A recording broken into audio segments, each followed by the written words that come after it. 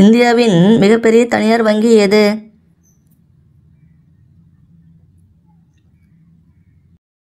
விடை HDFC bank.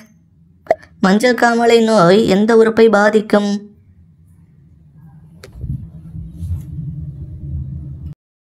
விடை கல்லீரல்.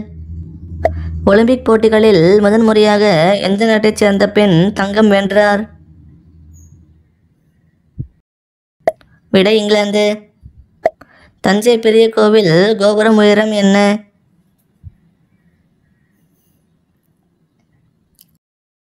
விடை 216 அடி. கடுகு உற்பத்தியில் முதலிடம் வகிக்கும் மாநிலம் எது? விடை ராஜஸ்தான். உடலுறவில் பகல் நேரத்தில் ஈடுபட்டால் வரும் தீமை என்ன?